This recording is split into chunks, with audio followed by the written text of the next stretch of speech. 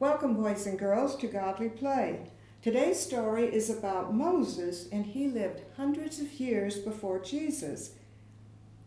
The story last week was about Joseph and how he helped the Pharaoh. Now, I'm sure you remember that Pharaoh is like a king, somebody who has lots and lots of power. So after many years after Joseph helped the Pharaoh, there was a new Pharaoh, and he didn't remember how Joseph and all that he had done for Egypt. So the people of God, or the Hebrew, we can call them the Hebrews, were enslaved. And you remember Joseph was one of the Hebrews. But the Hebrews were trapped and they could not go home. And there were so many people of God that the Pharaoh was afraid that they would take his kingdom away. And so the Pharaoh made a rule that all the baby boys had to be killed. Now, one of the Hebrew mamas was so distressed about that she hid her baby at her home for about 3 months. But her baby boy grew and he became too large to be hidden. So she wove a basket out of reeds that were growing along the Nile River. She wove a basket out of those reeds, and then she put tar around the basket, and she put her baby boy into the basket and set him adrift in a spot in the river where she knew the Pharaoh's daughter would come to bathe. And the Pharaoh's daughter found the basket, and she found the baby in there because he was hungry at that time and he was crying. And so she picked up the baby and the basket and had him taken to the palace where she kept him and raised him, and she also named that baby Moses. So Moses lived in the Pharaoh's palace for a long time. And then when Moses grew to be a young man, he happened to see one of the Egyptians beating one of the Hebrew slaves. And that made Moses very angry. In fact, Moses got so angry that he killed that Egyptian.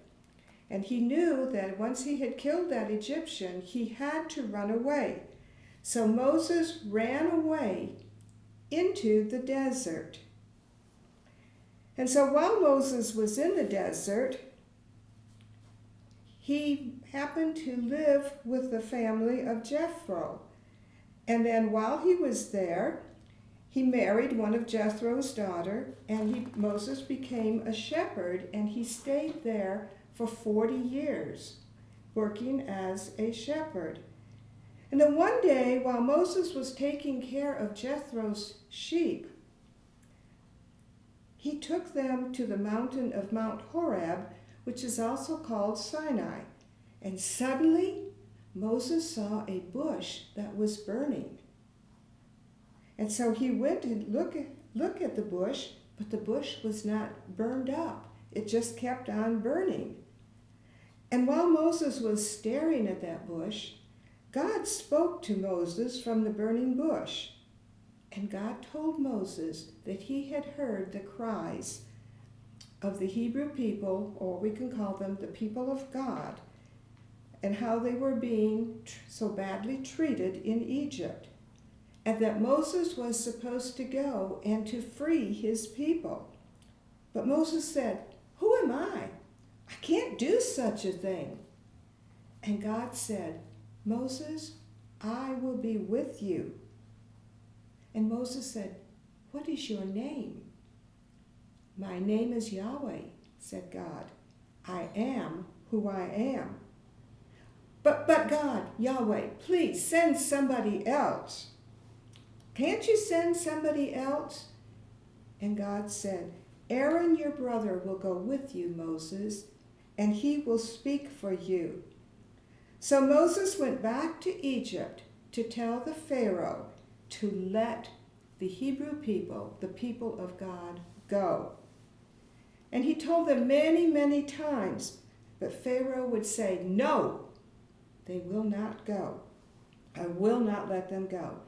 Moses pleaded and pleaded with Pharaoh. Finally, Pharaoh said, "Okay, you may take the people."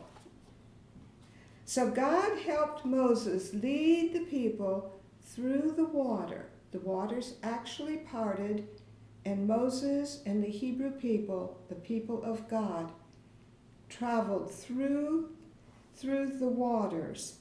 And as Moses was leading these people for 40 years now, they were wandering around in the desert. The people of God, the Hebrew people, grew tired, they grew hungry, they grew discouraged, and they began to grumble to Moses. But God showed the people that God was still with them, because he sent quail to them. And quail, as you know, are little birds that they could eat. And he also sent manna, and manna is a type of bread. And so the quail and the manna dropped from the sky, and the people had enough to eat. When the people were thirsty from traveling in the desert, they complained again to Moses. And Moses talked with God, and God told Moses to go ahead and to take his rod or his stick and to strike a rock with his staff, and water came pouring out of that rock. And the people were gathering up the water and drinking and drinking. And so they were content. But then Moses did not keep faith with God in the midst of all the people. And that made God angry. So God told Moses, "Moses, you will never enter the promised land, the land that I have promised the people of God." So the people were free, but they didn't know the best way to go. And with God's help, Moses led the people to God's mountain, which was Mount Sinai, where God had spoken to him from the burning bush. Moses went up to the mountain to talk with God.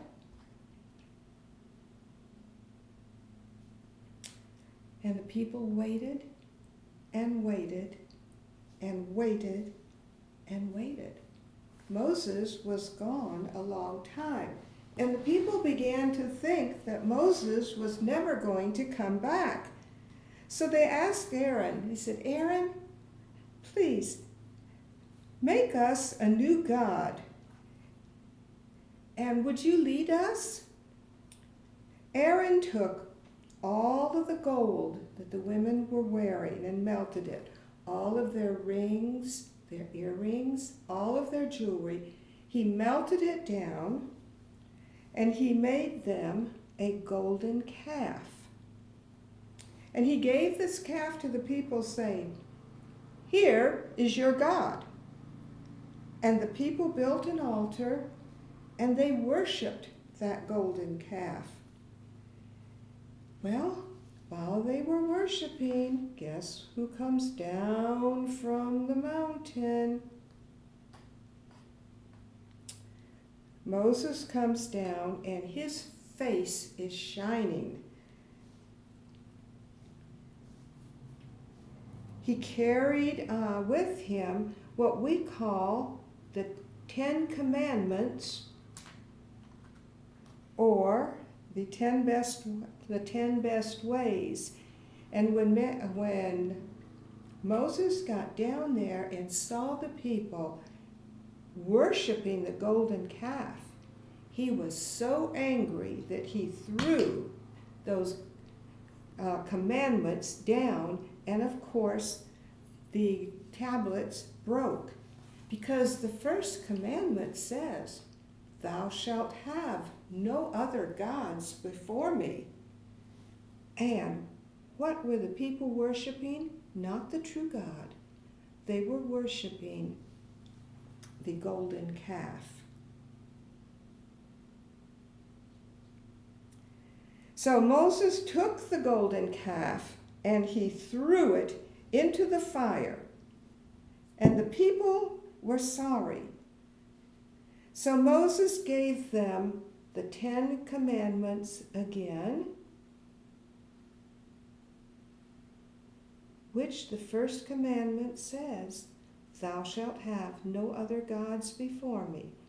So he gave them the 10 Commandments again. And God told Moses to have the people make a box called an ark to hold the 10 Commandments, or the 10 best ways. Now this box was covered with gold, and it had poles on both sides so that people could always carry it with them wherever they traveled through the desert. God told Moses how to make a tent, which was called a tabernacle, for the ark.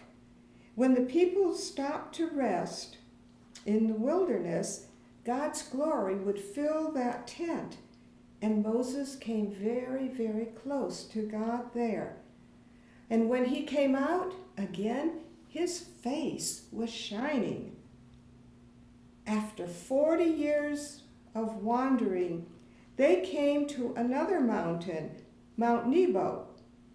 And Moses looked over into the promised land from the mountaintop, and God said, "I will give this land to the Hebrew people, to the people of God, but you will not cross over."